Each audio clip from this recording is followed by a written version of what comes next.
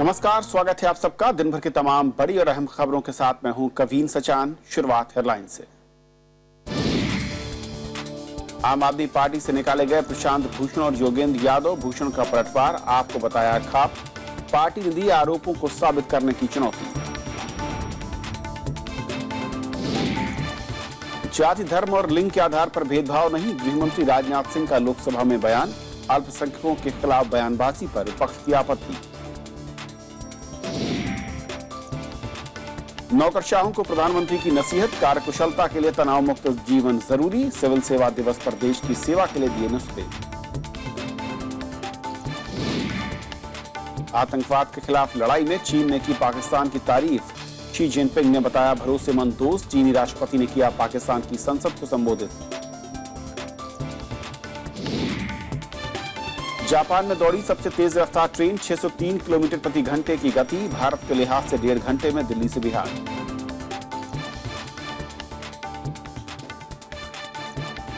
और आइए देखते हैं हमारी आज की पहली खबर।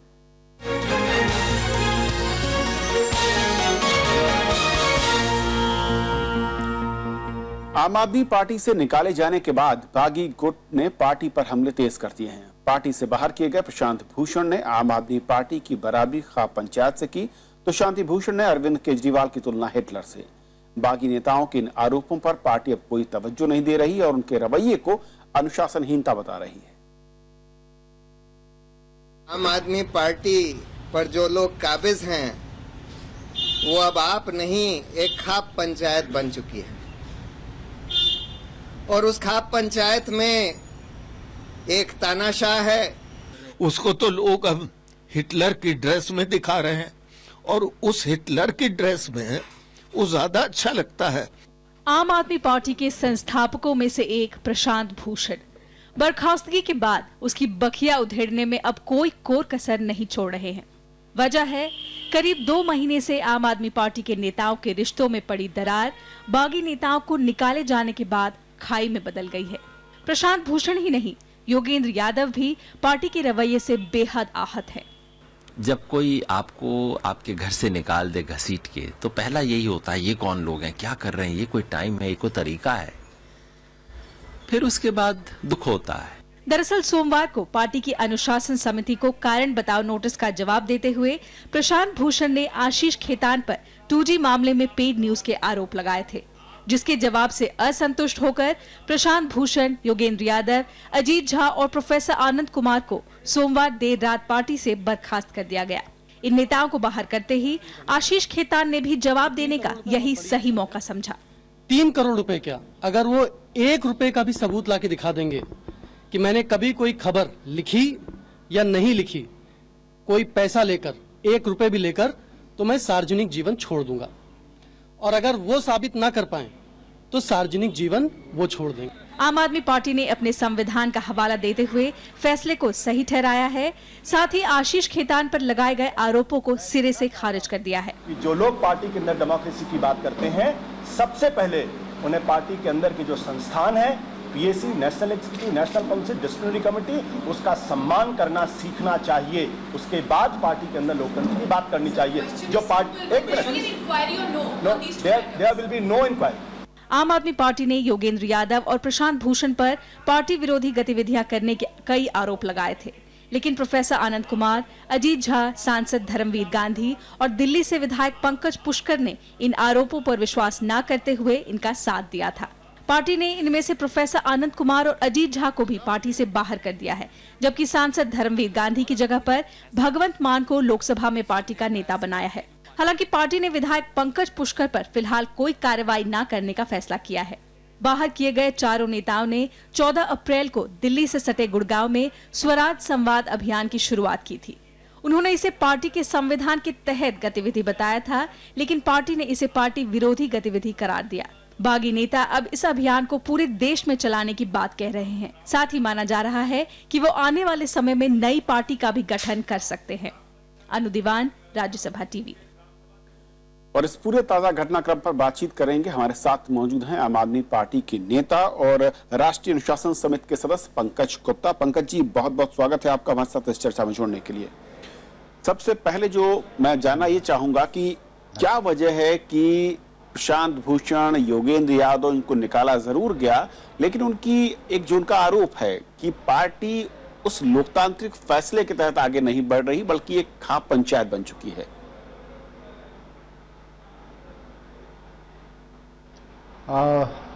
बड़ा मुश्किल है ये कहना कि प्रशांत जी ने ऐसा क्यों कहा होगा। अगर आप देखें तो कई दिनों से, कई महीनों से हमारे पार्टी में कई सारे निर्णय हुए जो कि आपके सामने, जनता के सामने भी आए। जैसा कि प्रशांत जी और योगेंद्र जी को पहले पीएसी से हटाया गया था, जो कि एक लोकतांत्रिक प्रकृति के अंदर, पद्धति के अंदर पूरी तरह से नेशनल एग्जीक्यूटिव ने ये डिसीजन लिया था। उसी तरह से नेशनल काउंसिल में एक निर्णय लिया गया जहां 247 लोगों ने एक मत से ये कहा कि इस समय प्रशांत जी को, योगेंद्र जी को नेशनल एग्जीक्यूटिव में नहीं रखा जाना चाहिए। वो भी एक लोकतांत्रिक पद्धति से हुआ। नेशनल डिसिप्लिनरी कमेटी का चुनाव या उसका गठन नेशनल एग्जीक्यूटिव करती है। इस डिसिप्लिनरी कमेटी का गठन भी नेशनल एग्जीक्यूटिव ने ही किया, जो कि कॉन्स्टिट्यूशन में लिखा गया है, उससे किया गया। लेकिन प्रशांत तो भूषण ऐसी का हर आरोप ये है प्रक्रिया जो पंकज भी जी पार्टी में की जा रही है कि जिन लोगों पर हमने आरोप लगाए, मैं उसी जिसमें पे आ रहा हूं। आपका नाम और आशीष खेतान का नाम था, कि अगर हमने किसी पर आरोप लगाए थे तो उसकी जांच करने की बजाय उन्हें ही उस समिति का सदस्य बना दिया गया जो कि फैसला करेगी, यानी कि जज। ऐसा कैसे मुमकिन है? हाँ, ये बहुत ही कठिन है कहना कि उन्होंने ऐसा क्यों कहा गया होगा। अगर आप देखें तो उन्होंने जो आरोप लगाए, मुझ पर जो आरोप लगाए, अगर आप देखें तो चुनाव के दौरान उन आरोपों का उन्होंने ही खंडन किया था। जिन आरोपों का उन्होंने ही खंडन किया हो वही आरोप इस समय लगाना, जबकि उनके ऊपर एक अनुशासनात्मक कार्यवाही की जा रही हो, थोड़ा सा अजीब लगता है। उसी तरह से जहां तक मुझे मालूम है, आशीष खेतान जी की वो हमेशा तारीफ करते रहे हैं।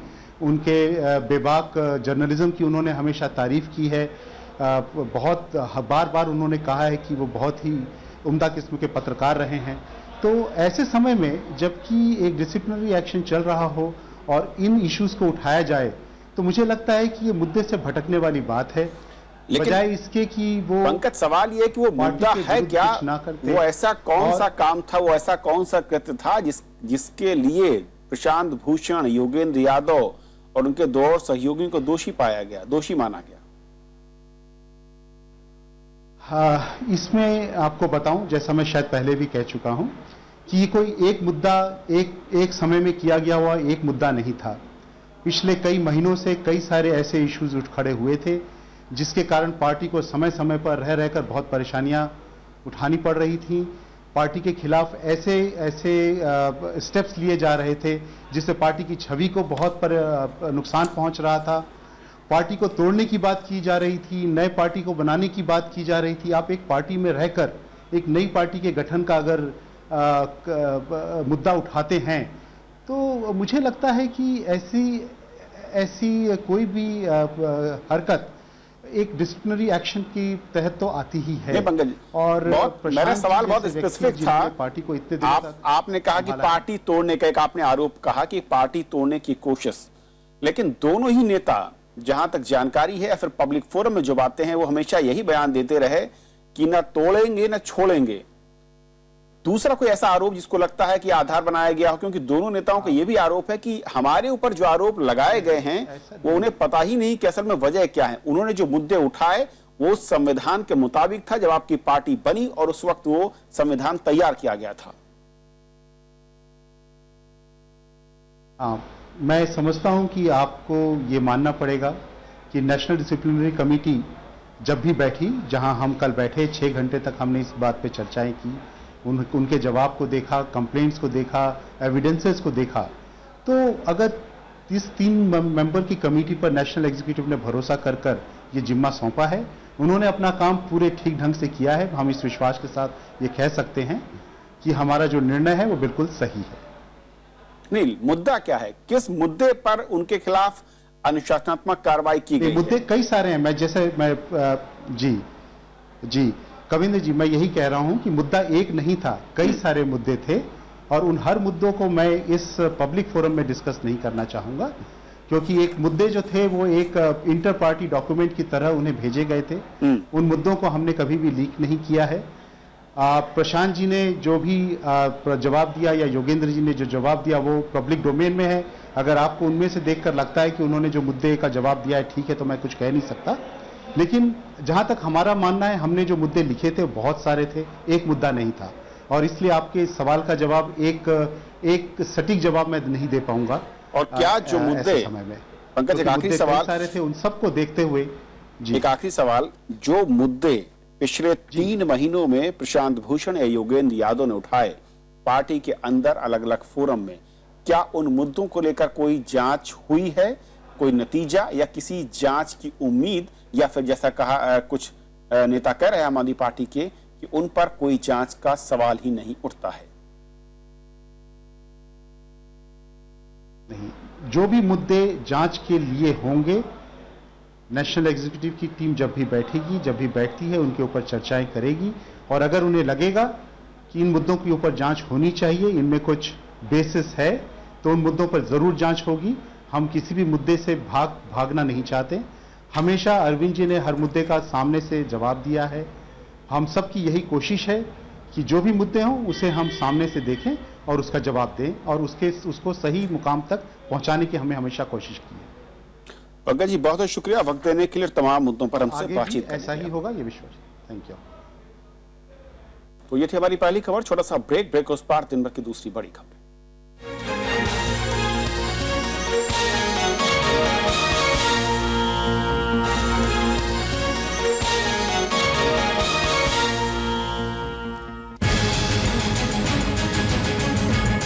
योगेंद्र और प्रशांत की आपसे छुट्टी, आनंद कुमार और अजीत झा भी बर्खास्त, आम आदमी पार्टी में बढ़ी टूट की आशंका। देखिए देश देशांतर, क्या होगा आपका, आज रात 8:30 बजे।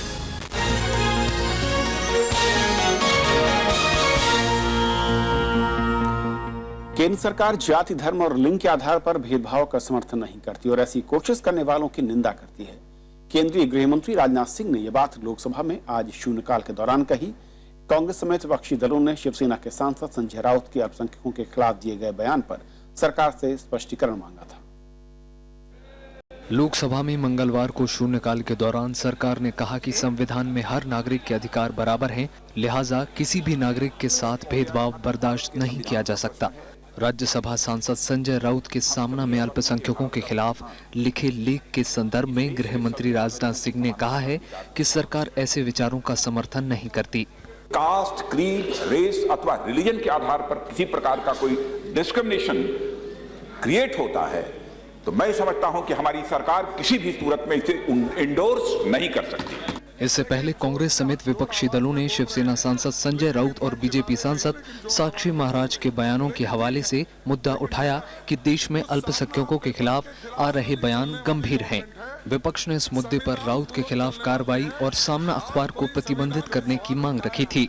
माइनॉरिटीज के बारे में और जिनका वोटिंग राइट वापस लेने की बात एक सदस्य ने की है तो ये बहुत खंडनेबल है। संजय राउत ने पिछले दिनों शिवसेना के मुखपत्र सामना में अपने लेख में अल्पसंख्यक आबादी से मतदान का अधिकार छीन लेने की बात कही थी। प्रणब गोस्वामी, राज्यसभा टीवी। केंद्र सरकार ने कहा है कि कृषि आपदा से निपटने के लिए राज्य सरकारें पहले अपने आपदा कोष में जमा पैसों का इस्तेमाल करें। लोकसभा में आज प्रश्नकाल के दौरान सरकार ने बताया कि राज्य सरकारें एनडीआरएफ से भी मदद दे सकती हैं। साथ ही सरकार नई फसल बीमा योजना को भी लाने जा रही है। फसलों के नुकसान को स्थानीय आपदा की श्रेणी में रखकर राज्य सरकारें एसडीआरएफ की 10% राशि से किसानों को राहत पहुंचा सकती हैं। लोकसभा में मंगलवार को प्रश्नकाल के दौरान फसलों की बर्बादी से किसानों को होने वाले नुकसान से संबंधित सवाल उठाया गया। कृषि मंत्री राधा मोहन सिंह ने कहा कि सरकार एनडीआरएफ से भी राज्य सरकारों को मदद पहुंचाने के लिए प्रतिबद्ध है। गृह मंत्रालय ने एनडीआरएफ ने एक सर्कुलर जारी करके राज्यों को कहा है कि जो स्थानीय आपदाएं हैं, जो एसडीआरएफ की कुल राशि में से 10% राशि आप स्थानीय आपदाओं को भी एनडीआरएफ राष्ट्रीय आपदा मानकर उनको सहायता दे सकते हैं। सरकार ने जानकारी दी कि राजस्थान ने फसलों के नुकसान की भरपाई और किसानों को राहत देने के लिए राष्ट्रीय आपदा राहत निधि यानी NDRF से 8,252 करोड़ रुपए मांगे, जबकि हरियाणा ने 1,135 करोड़ और उत्तर प्रदेश ने 744 करोड़ रुपए की मदद केंद्र सरकार से मांगी है। केंद्र सरकार ने नई फसल बीमा योजना लागू करने की बात भी कही है। पहले से कृषि बीमा योजना चल रही है, मौसम आधारित बीमा योजना चल रही है, जो राज्य चयन करती है कि किन फसलों का बीमा करना है, किस एरिया पर लेवलिंग करना है। लेकिन भारत सरकार की ओर से एक नई कृषि आमदनी बीमा योजना इस वित्तीय वर्ष में प्रारंभ की जाएगी।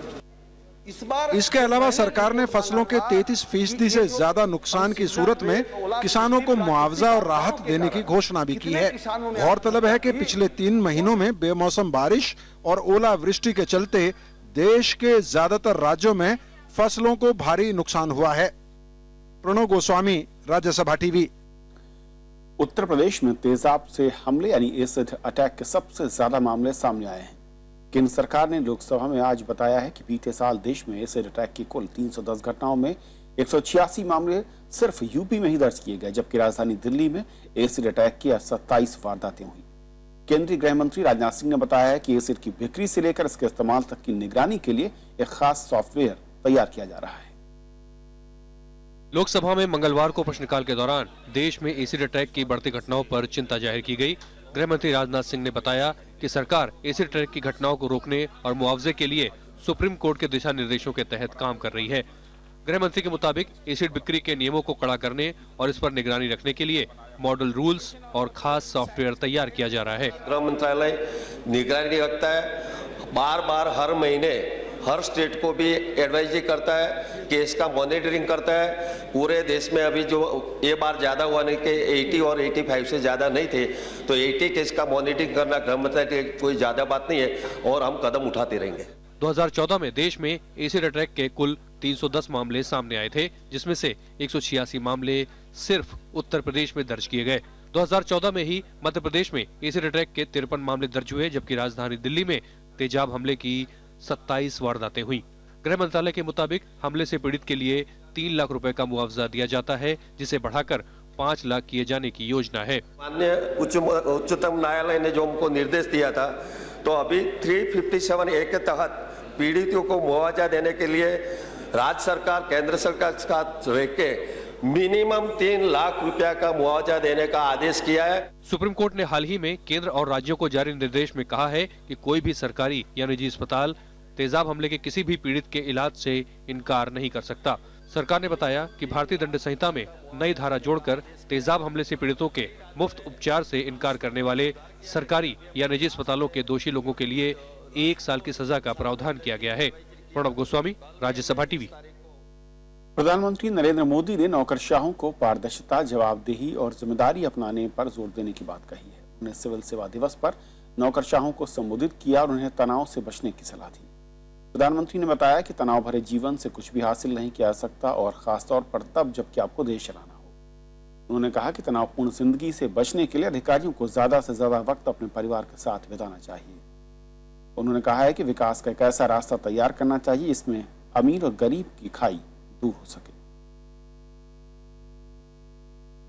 राष्ट्रीय न्यायिक नियुक्ति आयोग कानून की वैधता पर सुनवाई से पहले सुप्रीम कोर्ट फैसला करेगा कि कौन से 5 जज मामले की सुनवाई कर सकते हैं। एनजेएससी कानून की संवैधानिक वैधता पर सुनवाई के लिए बनी संविधान बेंच के सामने आज हितों के टकराव और पक्षपात का मुद्दा उठा। याचिका दायर करने वालों ने जस्टिस जीएस केहर के 5 जजों की बेंच की अध्यक्षता का मुद्दा उठाया। याचिकाकर्ताओं ने सवाल उठाया कि justice Kehar supreme court collegium के सदस्य रहे हैं और वो चीफ जस्टिस भी बनने वाले हैं। इस दौरान जस्टिस केहर ने कहा है कि इस मामले में उन्होंने पहले ही चीफ जस्टिस को चिट्ठी लिखी है। अगर वो इस मामले की सुनवाई करते हैं तो जजों की नियुक्ति प्रक्रिया में शामिल नहीं होंगे। इस पर कोर्ट ने कहा कि विवादित कानून के गुण दोष पर गौर करने से पहले वो इस मुद्दे को सुलझाएगा। इससे पहले जस्टिस दवे ने मामले की सुनवाई से खुद को अलग कर लिया था, क्योंकि उन पर भी कुछ इसी तरह के सवाल उठाए गए थे। ओडिशा के पूर्व मुख्यमंत्री और असम के पूर्व राज्यपाल जानकी वल्लभ पटनायक का आज निधन हो गया। 89 साल के पटनायक तिरुपति संस्कृत विश्वविद्यालय के दीक्षांत समारोह में हिस्सा लेने तिरुपति गए थे और तबीयत बिगड़ने पर उन्हें अस्पताल में एडमिट कराया गया, जहां पर आज सुबह उनका निधन हो गया। खबर मिलते ही उनके राज्य ओडिशा में शोक की लहर दौड़ गई। प्रधानमंत्री नरेंद्र मोदी और कांग्रेस अध्यक्ष सोनिया गांधी समेत कई नेताओं ने जेबी पटनायक के निधन पर शोक जताया। जेबी पटनायक 3 बार ओडिशा के मुख्यमंत्री रहे हैं। 2009 में वो असम के राज्यपाल बने और इसके साथ ही वो साहित्यकार भी थे।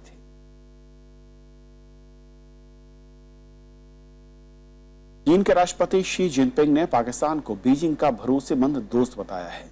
जिनपिंग ने आज पाकिस्तान की संसद को संबोधित करते हुए कहा कि आतंकवाद के खिलाफ लड़ाई में पाकिस्तान उनका अहम सहयोगी है। जिनपिंग ने 2 दिन की इस यात्रा के दौरान पाकिस्तान के साथ 51 समझौतों पर हस्ताक्षर किए और चीन ने काश्गर से पाकिस्तान के ग्वादर बंदरगाह को जोड़ने वाले $46 अरब के आर्थिक गलियारे की भी शुरुआत की।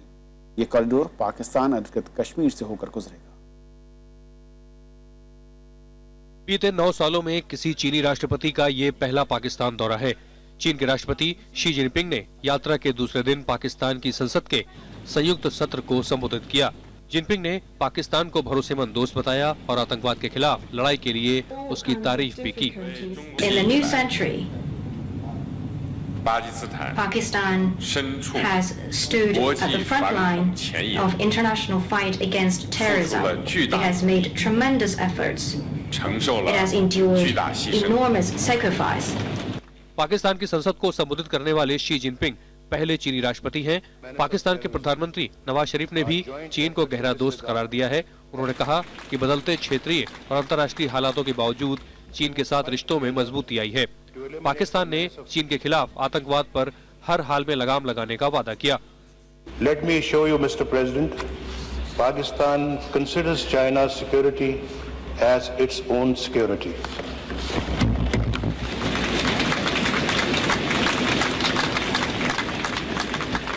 We would fight together to eliminate the menace of terrorism. Our joint efforts in this regard have succeeded, but we need to intensify these efforts to accomplish our objective. सोमवार को दोनों देशों के बीच 51 समझौतों पर हस्ताक्षर हुए थे और चीन ने पाकिस्तान में भारी आर्थिक निवेश का ऐलान किया था। शी जिनपिंग ने चीन के काश्गर से पाकिस्तान के अरब सागर स्थित ग्वादर बंदरगाह को जोड़ने वाले 3000 किलोमीटर लंबे कॉरिडोर की शुरुआत का भी ऐलान किया। $46 अरब की लागत से बनने वाला ये गलियारा पाकिस्तान के कब्जे वाले कश्मीर से गुजरेगा और इसके अंतर्गत सड़क, रेल, बिजली परियोजनाओं, पाइपलाइनों और निवेश पार्कों का निर्माण किया जाएगा। This corridor will benefit all provinces and areas in Pakistan and transform our country into a regional hub and pivot for commerce and investment. It will also enable China to create a shorter and cheaper route for trade and investment with South, Central and West Asia and the Middle East and Africa. हालांकि कुछ जानकारों का मानना है कि चीन और पाकिस्तान की इस दोस्ती से भारत पर कोई दबाव नहीं पड़ेगा। एक तो स्ट्रेटेजिक हमको कंटेन करना चाहते हैं और दूसरा उनके कमर्शियल इंटरेस्ट हैं। जो इन्वेस्टमेंट उन्होंने करी है, भारत आए जब भी बड़ी अच्छी अच्छी बातें हुई थी, बॉडी लैंग्वेज बड़ी अच्छी थी, लेकिन टोटल 20 मिलियन वो करके गए थे। वहां तो जहां तक खबर है 46 मिलियन के, डबल से भी ज्यादा। तो ये थोड़ी चिंता की बात है हमारे लिए, लेकिन हमको अपनी तैयारियां करनी पड़ेंगी। चीनी राष्ट्रपति ने कहा कि आर्थिक गतिविधियों के लिहाज से दक्षिण एशिया में बहुत क्षमताएं हैं और वो इस क्षेत्र के सभी करीबी देशों से सहयोग का इच्छुक है। जिनपिंग ने कहा कि चीन, भारत, बांग्लादेश और म्यांमार के साथ भी क्षेत्रीय संपर्क योजना पर काम कर रहा है। Bureau report, Rajya Sabha TV. नौसेना और तटरक्षक बल ने गुजरात तट के पास अंतर्राष्ट्रीय जल क्षेत्र से एक संदिग्ध नाव जब्त की है, जिसमें करीब 600 करोड़ रुपए का मादक पदार्थ लदा था। नौका पर सवार 8 पाकिस्तानी नागरिकों को भी गिरफ्तार किया गया है।